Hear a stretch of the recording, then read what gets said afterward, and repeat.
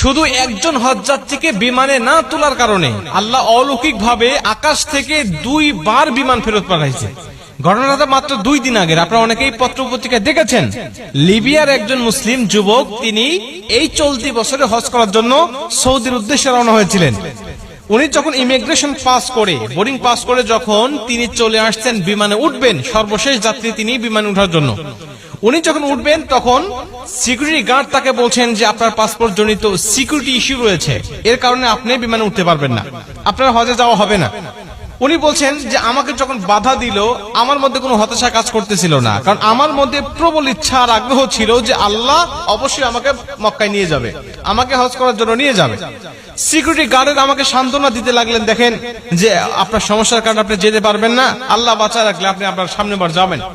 তো উনি বলছেন, দেখেন আমি হজ করার জন্য নিয়ত করেছি এবং বাসা থেকে বের হয়ে আসছি, নিয়ত করার দায়িত্ব আমার আর নিয়ে যাওয়ার দায়িত্ব আল্লাহ পাকের। অতএব আমি যেহেতু এখান পর্যন্ত চলে আসছি, আপনারা বিশ্বাস করেন এই বিমান যাবে না, আমাকে না নিয়ে এই বিমান যাবে না। উনি কথাটা বলতে বলতে বিমান স্টার্ট হয়ে গেছে, দরজা বন্ধ করে দিয়ে চলে গেছে। আকাশে যখন উড়ে চলে গেছে, হঠাৎ বিমানের মধ্যে সমস্যা, যান্ত্রিক ত্রুটি। তখন বিমান আবার ব্যাক করছে। ব্যাক করার পরে তারা দরজা না খুলেই, পাইলট দরজা না খুলেই আবার এগুলো ঠিক করেছে। ঠিক করার পরে আবার বিমান উড়ে চলে গেছে।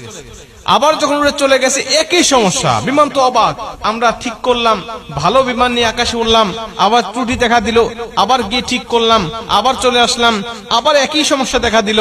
উনি বলছেন, আমি দ্বিতীয়বার আল্লাহর কসম করে বলছি যে আল্লাহর কসম, ওই আমের আল মাহদি যতক্ষণ পর্যন্ত আমার বিমানে না উঠবে ততক্ষণ পর্যন্ত আমি বিমান আকাশে উড়াবো না।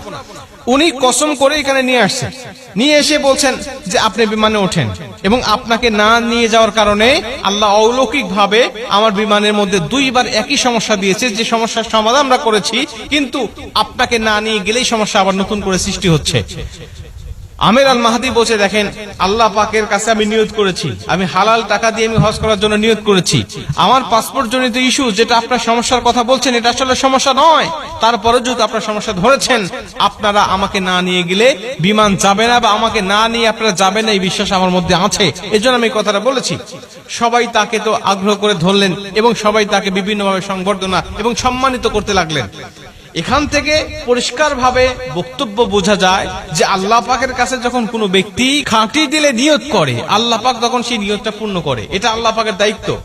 বান্দার চেষ্টা যখন শেষ, আল্লাহ পাকের সাহায্য তখন থেকে তার শুরু হয়ে যায়। বান্দা ইচ্ছা করলেই বিমানটাকে আটকে রাখতে পারবে না, কারণ এটা দেশের নিয়ম, দেশের আইন, সে ইচ্ছা করলেই এককভাবে সেটাকে পরিবর্তন করতে পারবে না। এজন্য আল্লাহ পাক অলৌকিক